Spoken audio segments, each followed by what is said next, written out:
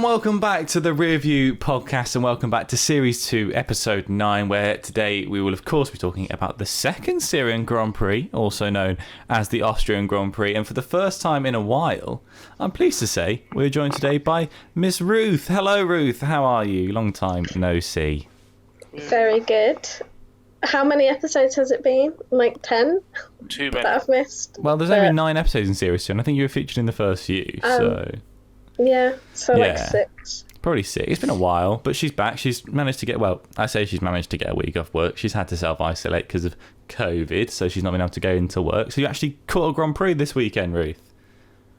Honestly, the first one in a while, and it felt really weird watching it when you haven't watched them. Just because when I started watching at the start of the season, it was still a close-ish championship between Hamilton and Verstappen, and it was in Hamilton's favour at the start. And then, because I've missed a couple of races and only really been watching highlights, I came back and then Verstappen won easy, and I was like, "What the hell is going on?" Well, of course, we're also joined today by the wonderful Mr. Reese Keeble, who, once again, in Reese Keeble tradition, doesn't have a camera. How are you, Reese? Yeah, I'm on strike because you give Ruth a lovely little, welcome back and stuff. I've never had one of them. It's just, and of course Reese is here, Well, take a few episodes off and then I will. Or maybe I will. Just do it on my own for a few weeks. Maybe I should. Right then, well, it is fair to say that if the Styrian Grand Prix last week was boring, the Austrian Grand Prix was quite the opposite, and there was definitely a few contentious talking points that we can go over. So let's not hesitate and let's jump straight into it. Firstly, what did you guys make of that race? We'll go to you first, Ruth. I thought it was a really good race, but maybe it's because I haven't watched in a while. Some people may have thought it was boring because Verstappen at the front, but I thought it was a really, really good race, especially with the fights with McLaren. Ferrari were up there as well, which was really nice. It wasn't just a two-pony race, is that what they call it? Two-pony race. And what did you make of it, Reese? Yeah, pretty much exactly the same. I thought it was quite a fun race compared to last week as well. We could have had another really boring one. Glad that didn't happen. And then also my boy Lando. So yeah, I quite enjoyed that race. Well, let's start with that first point of contention then, because like you say, last week's race in the episode, I mean, Ruth, I don't know if you listen back to it, but me and Reese really did struggle for stuff to talk about because realistically, not much happened in that race. So Ruth definitely listened back to it because she doesn't like listening to us in person. Well, exactly. So she wouldn't want to listen to us recorded. When she feels lonely, she listens back to the podcast to feel like we're there with her. Yeah, actually at work, every time you post it, I listen to it. I'm like, yeah. Gotta find out what happened. Let's talk about that first point of contention then, and a position I think we all have our own opinions on. I feel like we're all a bit split on this one, and that is, of course, Lando and Perez's little dance around turn 4. For every Red Bull fan out there, I think it was there was some flashbacks to Albon and Lewis last year. Perez went round the outside, Lando took the wide line round the corner, and Perez ended up in the gravel. Reese, let's start by hearing your side of things. Obviously, Lando got a 5-second penalty for it, but what did you think of it? And I feel this is going to be a bit controversial. The commentator said racing incident, and I was yelling at the telly racing incident, and next thing you know, Lando's got a penalty. Like, to me, that there wasn't enough space for him to try and make the move. And it's racing. Lando's going to try and push him wide a bit, and he did that. It really annoyed me. I mean, it's interesting you say the commentator said racing incident. They actually spoke to Christian Horner on the pit wall, who agreed. As obviously the opposite team boss, he was saying thought it was a racing incident as well. He wasn't in Perez's favour, but obviously ultimately, and we had this discussion last week, didn't we, about Michael Massey making some very bizarre decisions this season, and it sort of seemingly continues here now. I just don't know. I don't know what I can say about it. It's an interesting decision. It's a controversial decision. In my eyes, Michael Massey must have had some more information that we didn't have about Lando's steering angle or something to show that he pushed Perez wide. But a 5-second penalty was given. It's very controversial. Ruth, what is your opinion? Because I feel like you'll have a bit of an on-the-fence opinion here. What did you make of it? Honestly, I'm not really on the fence. I genuinely believe it was a racing incident, number one.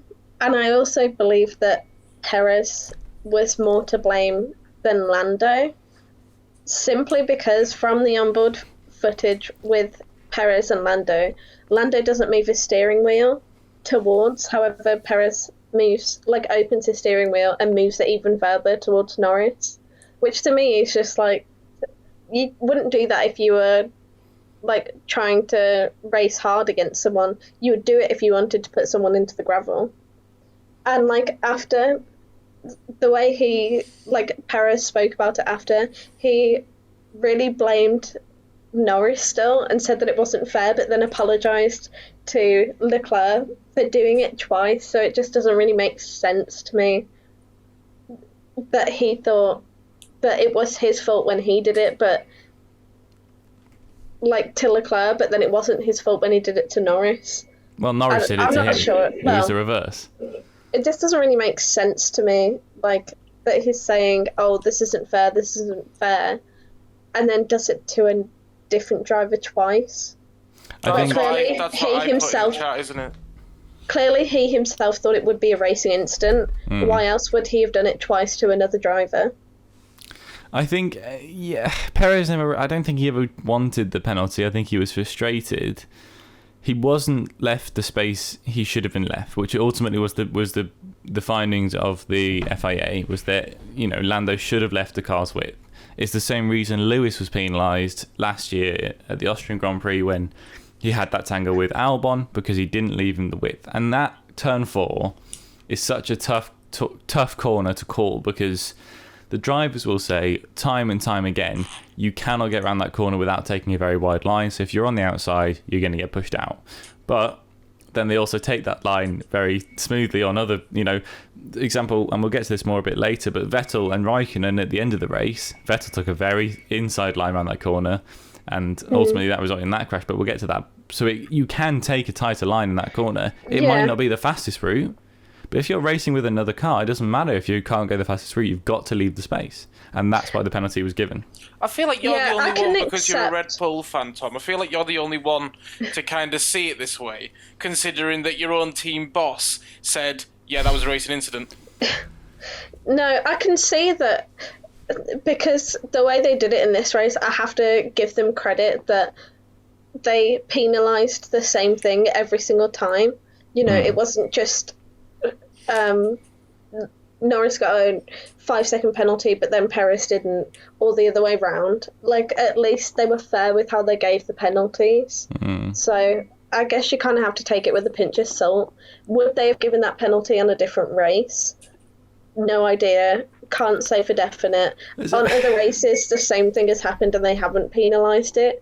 So it's just hard to say, because sometimes it's a racing incident and other times it's not. So it just leaves people confused, especially when it makes you feel as a fan that a driver's being hard done to, even if they're not necessarily being hard done by. It just, you know, it negatively impacts the race that you're watching at that time. I think, and you weren't here last week, Ruth, but me and Reese had a bit of a chat about how we think Michael Massey is doing in that role. And it was, to be fair, probably one of the larger talking points of the episode. As I said, it wasn't a very eventful Grand Prix. And it was, we were talking about how in Baku, when Max had that crash, he took a extremely long time to bring out the safety car. And ultimately the red flag. It kept racing conditions with Max's car strewn across the track. And then at the end of last Grand Prix, Max did a little celebratory burnout and got into hot water for it. I feel like Michael Massey, and obviously that is previous talking points, we're talking about this Grand Prix now, but in my opinion still, Michael Massey is still trying to get himself asserted as, you know, following the rule book. And I think it's controversial in that fact, because he can be good, and I think he has made good decisions in the past, but the amount of penalties he handed out this race, and it was a considerable amount of 5-second penalties. There's memes of Oprah saying, you get a penalty, you get a penalty, you get a... There's a lot of penalties that came out from this race. Is that him just being too by the book now, because he was criticised for not being enough in the last few races? I don't know. What do you think, Reese? I think I can agree with that. I think because he got a bit of flack from the last couple of races, I can see him just being like, right, well, I'm going to crack down on things now. You know what I mean? But I don't know. For F1 fans, you got to, like, you can't have your cake and eat it. You know what I mean? If you're being a bit annoyed that obviously it didn't, like the last couple of races he hasn't been as harsh on drivers, but then this race he's really cracked down, and then I don't know. I think it's weird to see something like that happen mid-season with the same guy in charge. You know what I mean? Yeah, definitely. Well, what did you make of it, Ruth? I agree. The thing with F1 is that the rules are never clear-cut because there's never really been someone who just enforces it one particular way, takes the rules and just follows them. And the reason people are upset, and I appreciate this too, is, like I said before, it's just the rule applies here, but then it doesn't apply here. But then, this person did this, so this is a penalty. But this person did the same thing, but in a different way, so it's not a penalty. You know, it just doesn't really... There's just no correlation between races, and it's frustrating because you never really know where you stand. Let's transition. Like, if you watch something, you never know if it's going to be a penalty or a racing incident. Yeah. Like, the thing with Norris easily would have been a racing incident, but maybe he has been harsher with enforcing the rules, so this week it was a penalty. You know? That could be but let's transition then on to the more controversial... Well, the driver that had the most problems this weekend. And it's fair to say it was a weekend to forget for old Sergio Perez. You know, normally he's a very level-headed driver, but you sort of feel like maybe after that incident with Lando, he sort of saw red a little bit this week. Yeah, Red Bull, he saw red. Anyway, but, you know, because of that scrap with Lando, he sort of thought he could get away with more.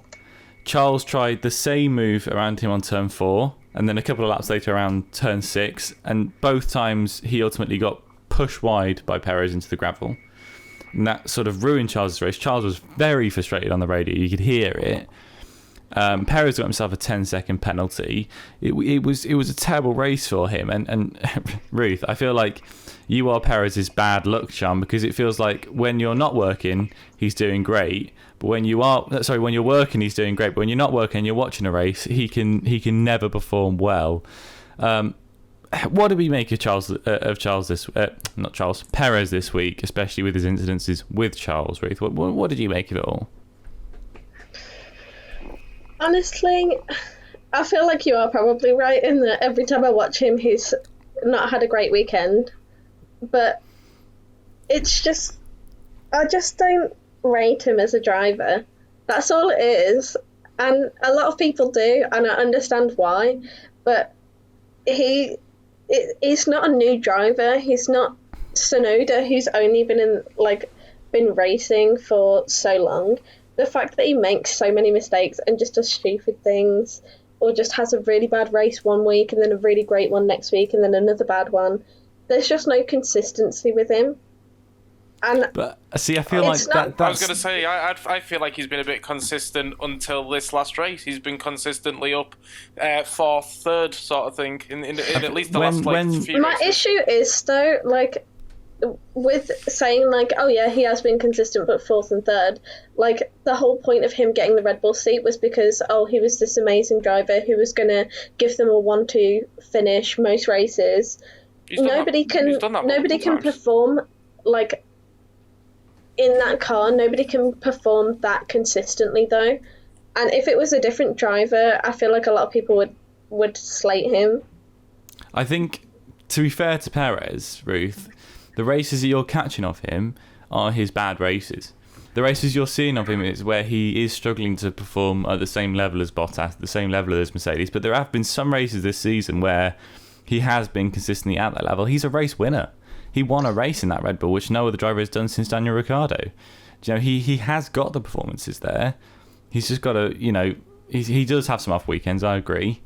But, you know, I feel like you've missed some of the points of this season where he's been very solid. I feel like, though, because I haven't seen a couple, I'm more objective than both you and Reese, in the sense that I take the race as I see it, rather than I like him as a driver. I rate him as a person. That doesn't mean that he's a bad driver just because I don't think he suits the Red Bull seat. You know what I mean? What do you think about Daniel Ricciardo then? Because he didn't have a good weekend. No, he didn't. He hasn't had a couple of good weekends. Again, maybe it isn't the best fit for both of those drivers, or they just need more time. But then Vettel also didn't have a good weekend. Yuki Tsunoda exactly, didn't have a good weekend. So it's all the new drivers in the new cars that were struggling this weekend.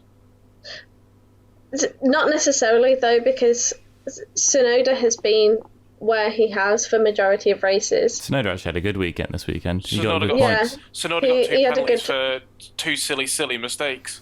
Well, But for the he's a pit brand lines, new but- driver. Yeah. He's not a driver that has experience like Perez, like Vettel. He has had experience on that track, though, and he should know not to go over the pit line.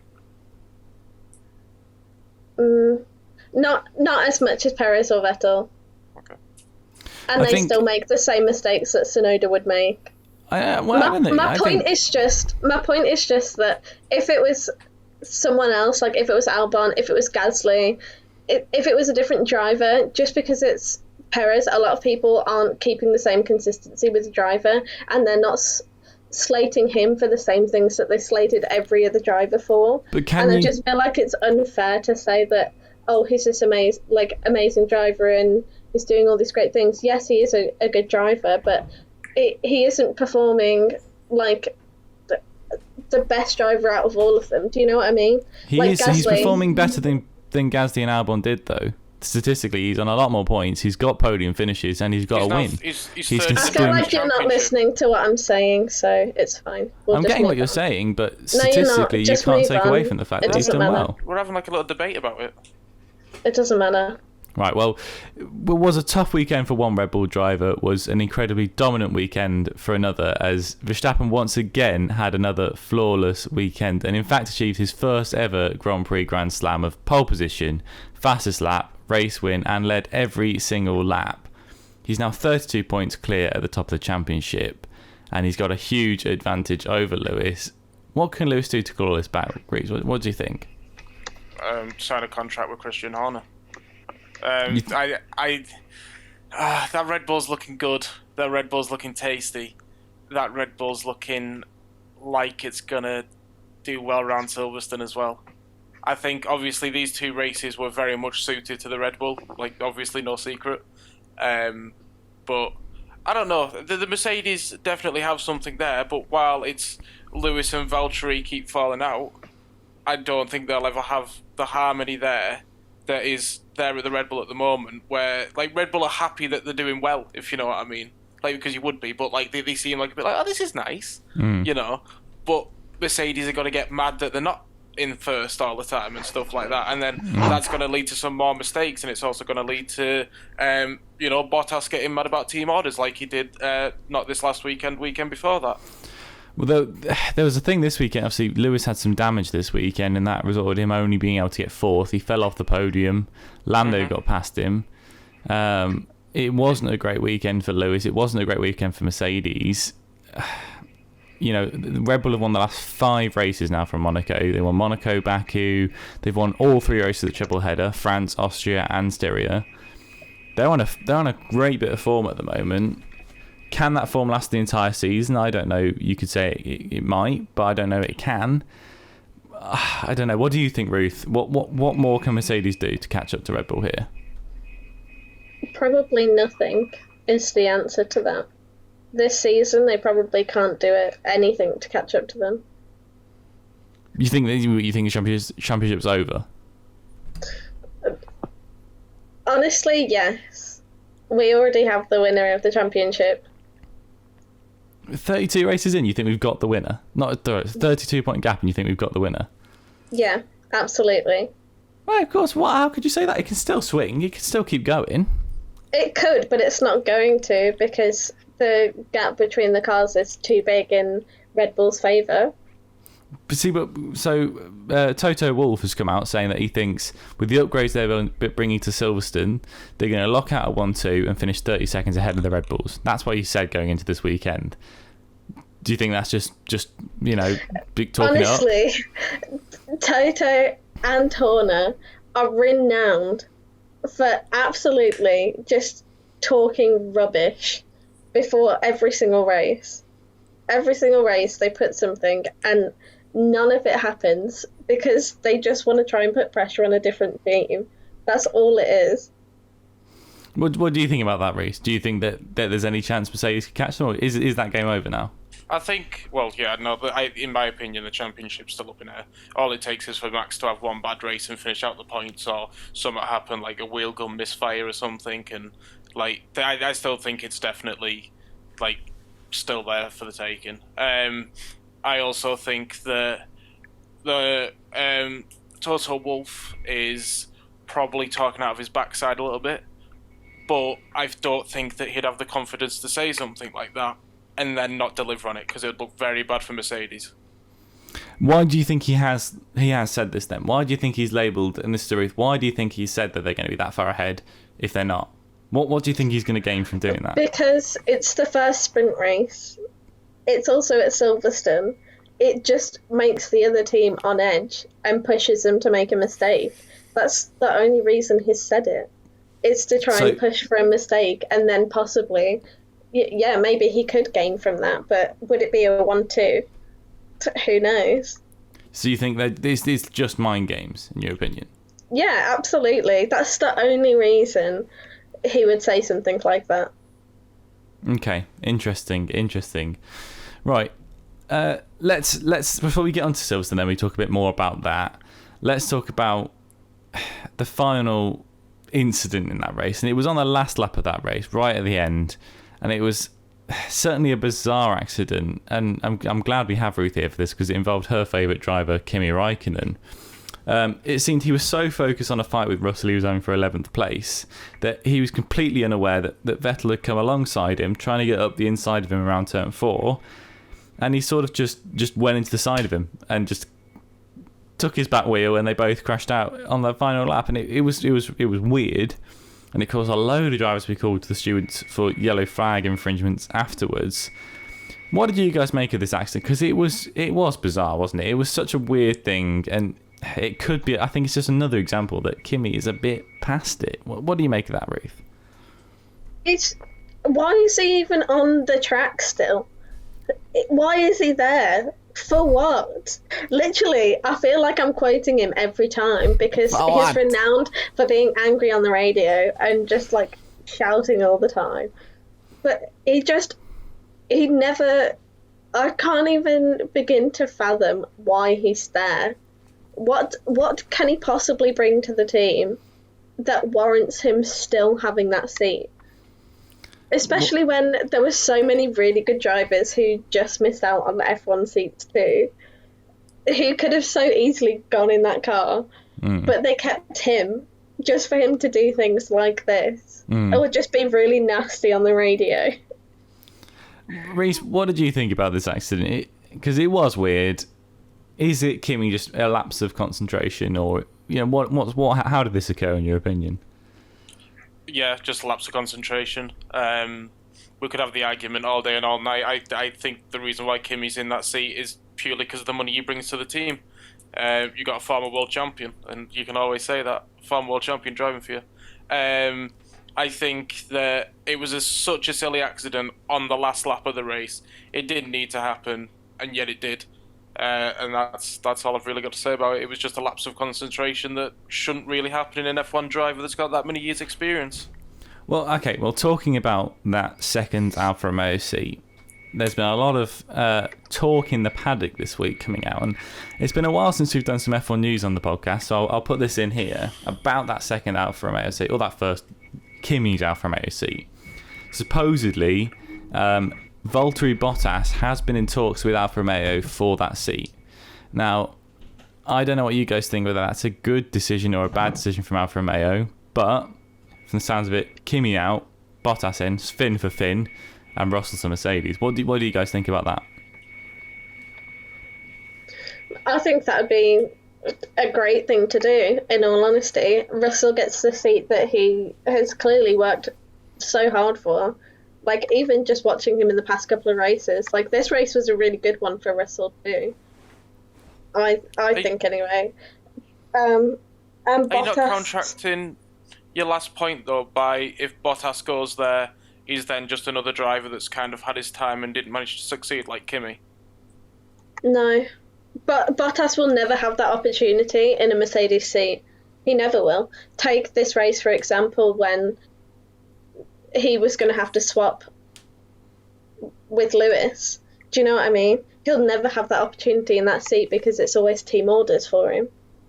Whereas if he goes to a different team, he possibly has the opportunity to make the best of that seat and to perform as well as he can. Well, I think Bottas is a tough driver. He's an excellent second driver. He's a Rubens Barrichello. You know, he does perfectly in that seat next to a world champion, next to a Lewis Hamilton, next to a Michael Schumacher, whatever, you know. And he won't ever get the opportunity to fight for the world title in that car. Unfortunately, that is just how it is. This season has been lackluster for him. He's tried to pile on the pressure and failed. You know, he got second place in this race purely because Lewis had that issue with his car. When he first came to overtake him, like Ruth says, when he first came to get up to Lewis, they said, don't overtake him, hold position. Then a few laps later, after I'm assuming a lot of complaining on the radio from him, they said, now you can pass him. He's not happy in that team, I feel. And you feel like he does want to jump ship too. And I think, realistically, looking at the paddock and looking at the available cars, I actually think, and I hadn't thought of Alfa Romeo as a switch for him, but taking his, you know, compatriot seat at Alfa Romeo could be a good move for him. Rich, what do you think more about Kimi's move precisely? What do you think about that? What do you mean? Sorry, about Bottas's move for Kimi's seat. What do you think about that? I think the point I was trying to make was Ruth was on about that there was so much up and coming talent in F1 that could have had the seat over Kimi. Well, to keep to that point, I think that I'd prefer to see Bottas kind of drop out the sport completely and one of these hungry up and comers take that seat. In my opinion, I think that'll help the team push further forward. So you think maybe better off going for a rookie than a a fairly successful race winner? Yeah. Really? I agree that a rookie would be better in the sense that it's new talent, new opportunities for a team. But realistically, the way F1 works, it's very rare to have so many rookies like we do now. I think the sensible decision would be Bottas, because I think, you know, they've already got a lot of people in that team who work well with Kimi, and Bottas is a lot like Kimi, just younger, considerably younger. And I think going to that team would allow them to have experience in a race winner, like they do with Kimi. My only problem with it, like with Bottas going there, is that I think he deserves better. Where else could you see him going, though? I mean, if it wasn't for Alonso coming back, Alpine, but Alonso's literally secured up that seat and doing naff all in it. I would take him at McLaren, but then I wouldn't know who to choose. I could see Bottas going, in all honesty, is Williams, because obviously that's where he started, that's where his career began. You know, he could take a step back, especially if Russell leaves to go to Mercedes. But that would almost be, how Mercedes are at the moment, that would be career suicide. It could be that they have a great car in the new set of regulations, and it could be a great decision that he goes there. But honestly, right now, I cannot see that being a good move for him. And I think Alfa Romeo, you know, it's a big brand. Firstly, you know, you'll get a free car out of it. So there you go. That's a bit. But aside from that as well, I think it would just be the more sensible option for him. Yeah. There we go. We're not script a little bit there. I've got now to counteract that with. I don't know. I like seeing new talent. You know what I mean? Yeah. That's all I've got. I mean, he's probably going to go into that seat if he does get the seat. He'll go into it and work wonders, and he'll be amazing for them, and he'll probably consistently get top tens, which is what they're lacking. I agree with Ruth's point that he won't win anything in that Mercedes now, because it's Lewis's car and Lewis has got another 2-year contract on it.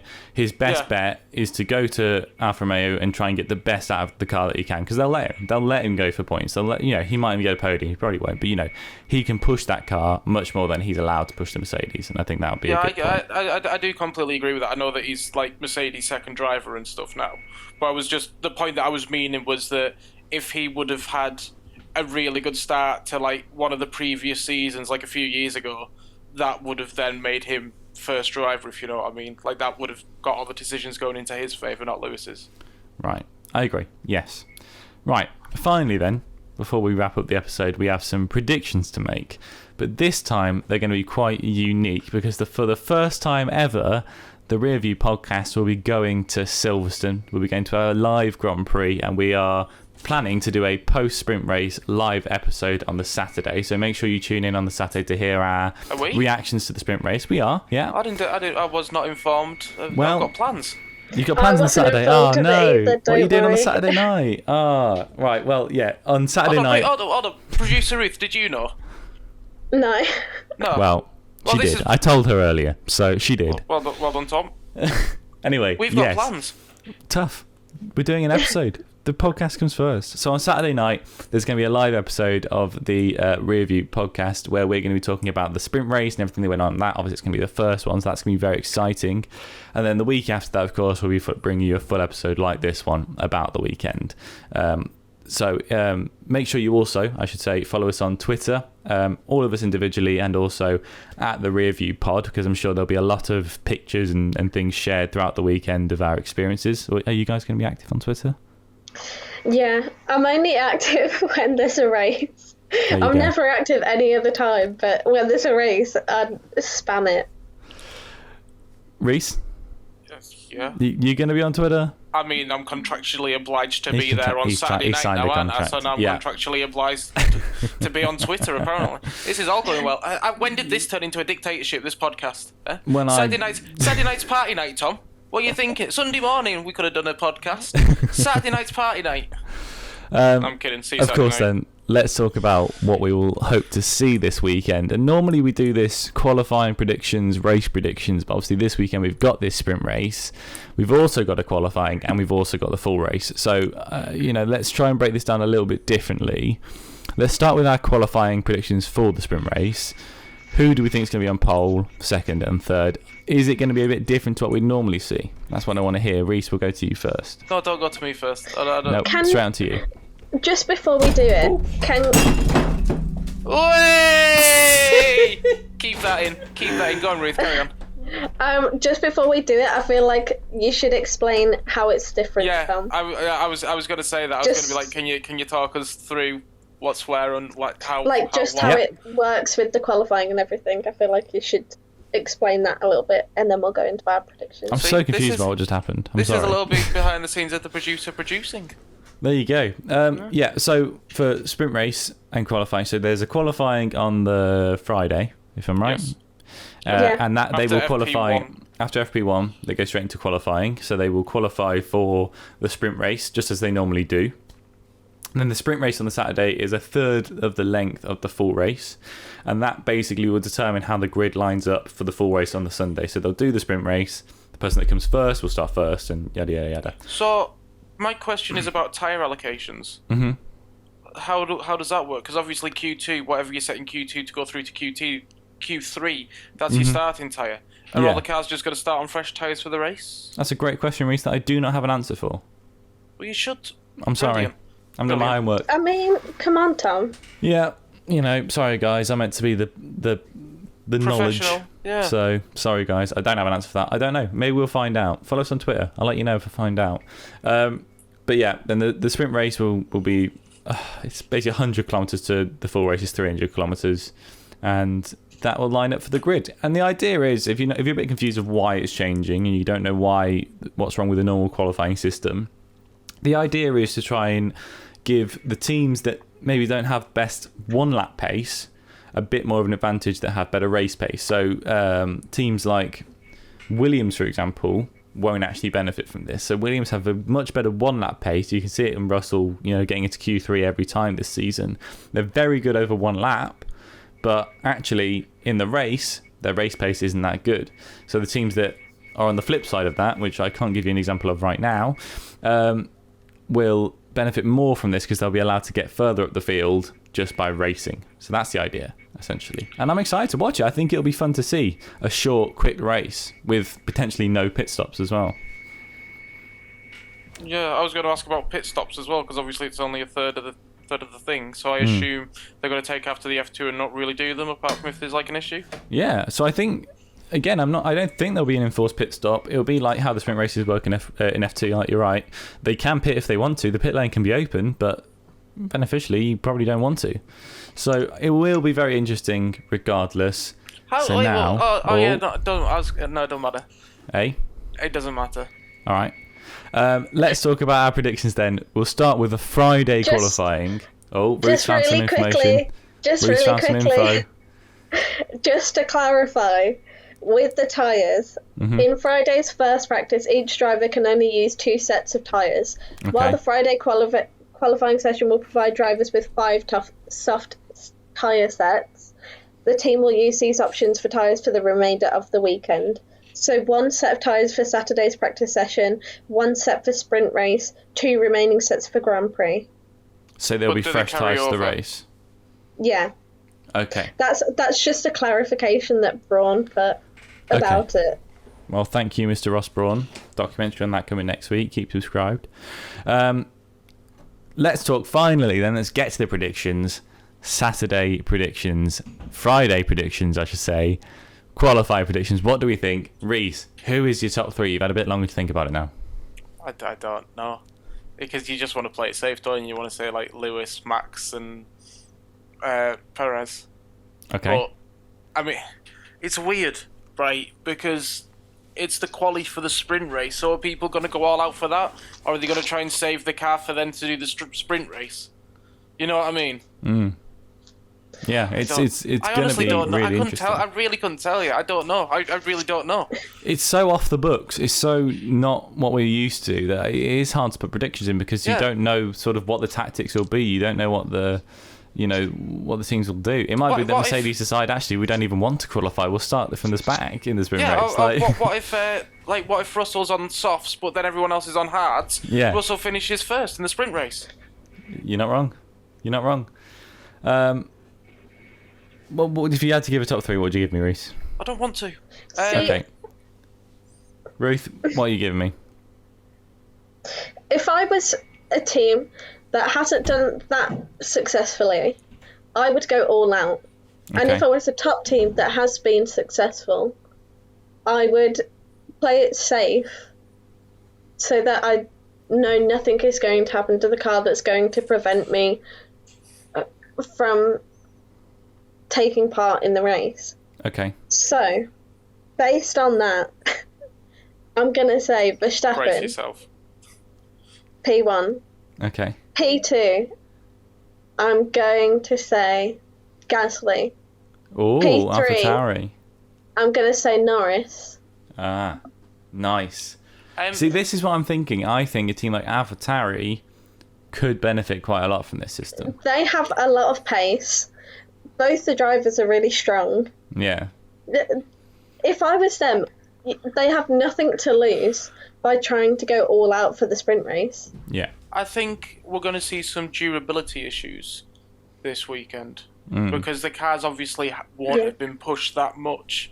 Like, because you're asking them to add another quarter onto a race, and that's after doing 2 practice sessions. That's after doing a tough qualifying session as well. Then you do a sprint race, which is like a third of an actual race. I can see there being some durability issues in the Grand Prix. I don't think you're wrong. And aren't taking part in one of the qualifying sessions the practice purely sessions. For that reason. Yeah. Because they're worried about the durability of their car. Yeah, they've asked. Otmar Schaff now came out saying that Aston Martin considering not taking part in either FP1 or FP2 because they don't think their clutch will be able to go the distance of the entire weekend without failing. That's one of the issues. That's one of the issues. I think are they going to get, like, if this comes into play, will the teams get more freedom to swap around car parts. This is going to be the interesting thing about it, because it's the first one this weekend. This is a test. This whole weekend is going to be a complete test of how does this work. Because if it's an absolute failure, which it might be, then Don't say that. if it is, then they can say, "Why it didn't work? We'll scrap it off." But if it's really good, really exciting, and really interesting, we could see this permanently coming in. I think it's going to be the latter. Like, don't get me wrong. So. I don't think it's going to be short of excitement. Well, I hope so, because the tickets aren't cheap. So we want our money's worth. Yeah. Are we going to put a full prediction in then? Should we just do our race predictions? Because we don't know how qualifying and all that's going to go. Let's just talk about the race. Because the race on the Sunday should be status quo. It should be pretty normal. Ruth, what is your prediction for the final race podium? I'll say Verstappen, Norris, Bottas. If Norris comes second, I'm going to be throwing limbs around Silverstone. if Norris comes second... I feel like now he's got a taste for it. He's going to want to push for that every single time. Not that he hasn't been pushing for it, I should say. I just mean because he knows that he has the pace. He knows he's got the car. He knows he's got the driving experience to be able to pull it off. If I was him, I would push as hard as I could this weekend. So I guarantee that's what he'll do.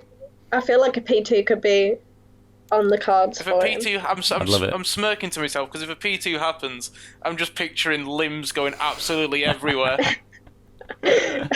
If a P2 happens, we might need to book another night at the campsite, because I think Reese will need another night. Oh, yes. I 100% will. Get Doris on the phone. We need another night, love. Definitely, it will be an interesting weekend, to say the least. Reese, what's your podium? It's the British Grand Prix. Thus far, I'm going to go for Lewis Hamilton in first. Okay. I'll go for Lando Norris in second and George Russell in third. If that happened... And it comes home. If it came home this weekend and that was the podium next weekend, my God, I would go full Brexit mode. I'd dress up in a Union Jack and I would just lose my mind. Can you imagine? The look on Russell's face as he stood on that third step on the podium. And Jensen Button's there to do the interviews as well. God save the Queen goes blasting out. I don't think it could ever be more patriotic than 2 weekends like that. That would be insanity. But I'm going to bring us back down to earth a bit, because it's not going to happen. I think it's going to be a Verstappen win. I think it's going to be a Hamilton second, and I think it's going to be... Do you know what? I'm going Norris third. I want Norris on the podium. I think he can do it again. I think that, in all seriousness, I think that George Russell will definitely get top 10. I hope so. I also think that after the race, Lewis Hamilton is going to thank the fans and say it's so nice for them to be back. But then he'll say, "But I don't know how I feel about you all being here because it's COVID." Yeah, stay safe, guys. Stay safe. Wear your masks. Well then, hopefully it will be a good one, because like I say, the tickets aren't cheap, so we'll want our money's worth, and we cannot wait to get there. This is my birthday present from my family until I turn 40. There you go. Reese has given up birthdays till 40. I've given up birthdays till 40. Ruth, think your headphones have come unplugged? Sorry, my headphones came unplugged really quick. Right at the end. But anyway, yes. Thank you so much. Be sure to follow us all individually on Twitter, like I say. We're going to be very active. We're going to be very active, and also follow the Rearview as a whole on there as well, at the Rearview Pod. If you want to donate money to us, please do. If we get over £10, I will try and throw an egg at Damon Hill. There you go. So no, Damon Hill. I don't mind Damon Hill. It's the other one. What's the other one's name? Johnny Herbert. Johnny Herbert. I will egg Johnny Herbert if we. I mean, I feel like this is just going to break us from getting any more guests on, isn't it, really? Well, there you go then. Undoubtedly, there will be lots of stuff posted, and I do hope it will be I've just punched my mic right at the end. I do hope it'll be a great weekend. It's falling apart. Everything's going wrong. We can even vlog. Why don't we vlog for a YouTube channel? Eh? We're not going to vlog. Let's do vlogs. Until then, though, I've been Tom. Oh, sorry, I forgot it was me that comes next because I've got Ben here. Okay, go again. I've got it this time. I've got it. I've been Tom. I've been Ree. I've been Reese. And we got all our names right. Thank you very much, and we'll see you next time. Bye-bye. Reese, over your camera. I am. Reese, wave your camera.